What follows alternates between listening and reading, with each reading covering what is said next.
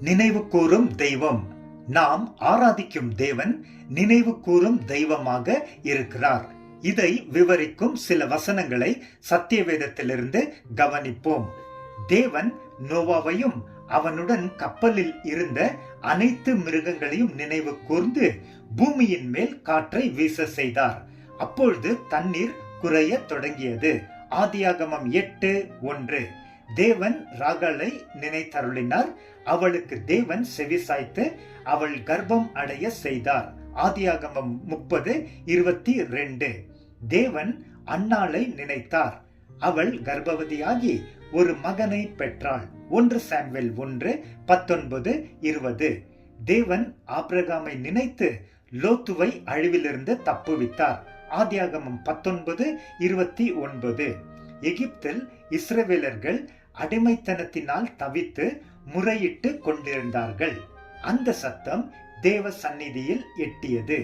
தேவன் அவர்கள் பெருமூச்சை கேட்டு தாம் ஆபிரகாம், ஈசாக், யாக்கோப் அவர்களுடன் செய்த உடன்படிக்கையை நினைவு கூர்ந்தார். யாத்ராகமம் 2:23-24. 1000 தலைமுறைக்கென்று தேவன் கட்டளையிட்ட வார்த்தையையும் ஆபிரகாமோடு அவர் செய்த உடன்படிக்கையையும் அவர் ஈசாக்குக்கு இட்ட ஆணையையும் என்றென்றைக்கும் நினைத்திருக்கிறார். சங்கீதம் 105:8-9. தேவன் தம்முடைய பரிசுத்த வாக்கு தத்தத்தையும் ஆபிரகாமையும் நினைத்து இஸ்ரவேலர்களுக்கு நன்மை செய்தார். சங்கீதம் 105:42-45. யெகோவா தேவன் இஸ்ரவேல் குடும்பத்துக்காக தமது கிருபையையும் உண்மையையும் நினைவு கூர்ந்தார். சங்கீதம் 98:3.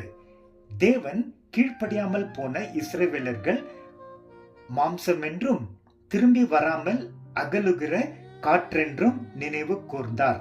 சங்கீதம் 78:39. நம்முடைய தாழ்மையில் நம்மை நினைத்த தேவனை துதியுங்கள், அவர் கிருபை என்றும் உள்ளது. சங்கீதம் 136:23. அப்பொழுது தேவனுக்கு பயந்தவர்கள் ஒருவரோடு ஒருவர் பேசிக்கொள்வார்கள். தேவன் கவனித்து கேட்பார்.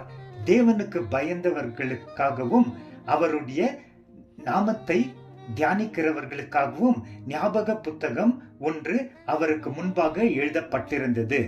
மல்கியா 3:16. நம்மை ஒவ்வொரு நாளும் நினைவு கூறும் தேவனுக்கு ஸ்தோத்திரம் உண்டாவதாக. ஆமேன்.